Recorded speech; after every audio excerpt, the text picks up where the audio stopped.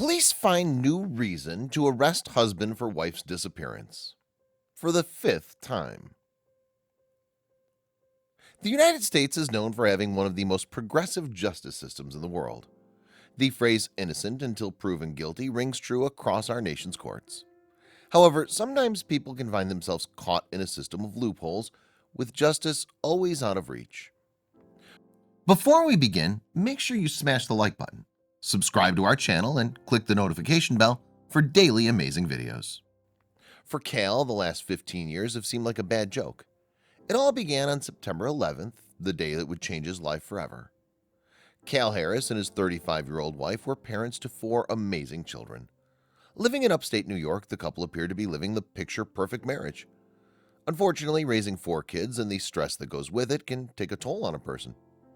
Beneath the smiles was a strained relationship that was on the brink of failure.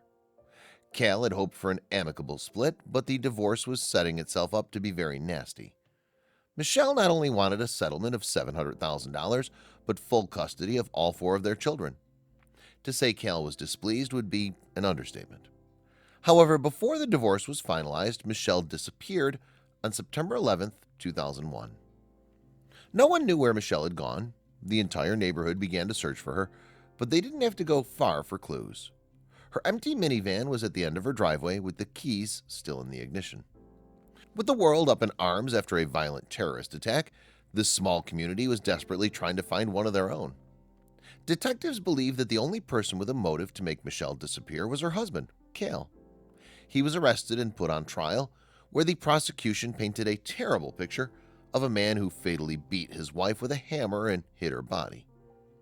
There was just one big problem. There was no body. Cal Harris would maintain his innocence for 4 years as the prosecution tried to manifest evidence against him.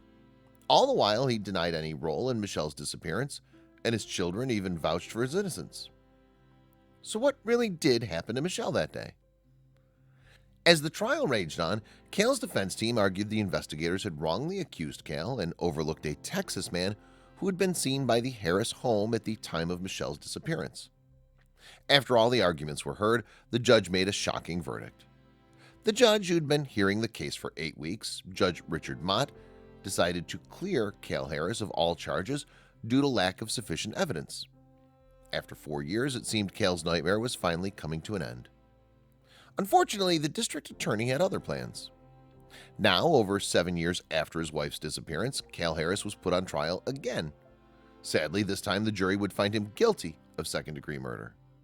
However, new information was brought to light about his wife's disappearance, setting up a third trial. Would this ever end? According to a new witness, Michelle Harris was fighting with a man on the edge of her driveway only hours before her disappearance. While it wasn't much to go on, the new information was enough to shatter the prosecution's already flimsy case. What would the jury do for the third time? 11 days after deliberation, the jury could not reach a decision. Since there was no proof that Cal had done anything to Michelle, he was finally declared not guilty in 2009. However, this was far from the end of Cal's legal troubles. Completely fed up with the way his case had been handled, Cal Harris and his defense team filed a civil lawsuit against the state of New York. He believed he was abused and the professional misconduct of police violated his rights. Would the case actually move forward? Harris's mission to take down the state soon became personal as he targeted retired police investigator Sue Mulvey, who oversaw his case. Fueled by hatred and the need for revenge, Harris would end up committing his very first crime. It seemed Harris was no saint. A few years later, Harris would become involved in a feud with the state law enforcement. Now, 15 years after his wife's disappearance and being acquitted for her murder 4 times, the repercussions of the situation still hurt. This turned Harris from a kind man into one that was bitter and wanted justice, no matter the cost. Harris began to stalk investigator Terry Schultz, who'd been a witness during his 4th trial. According to Terry, she believed he had intended to harm her. It seemed Harris wanted revenge for how the investigators mishandled his case. The situation reached a boiling point where Harris arrived at Terry's residence and began screaming threats. Even worse, he'd been recording her house and vehicles for quite a while. Had Harris finally become unhinged? While the altercation became overly heated, Harris ended up threatening Terry's son.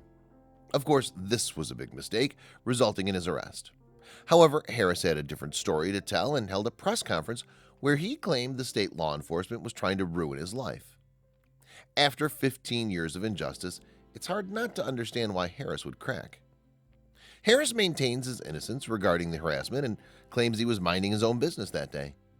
He believes the police set him up, and that one of the officers was trying to provoke him by repeatedly asking where he buried his ex-wife. With another full-blown investigation underway, Harris found himself, as well as his family, on the receiving end of death threats. The police seized his car, wallet, and cell phone, and even found a pellet pistol. After being arraigned, Harris was released, and now he wants to find out his fate. It seems there will be no rest for the weary Harris family anytime soon. For now, the case of Michelle Harris's disappearance remains unsolved. No one knows what happened that fateful day, but it certainly has caused 15 years of turmoil for the family she left behind. We hope one day the family, including Cale, will find peace.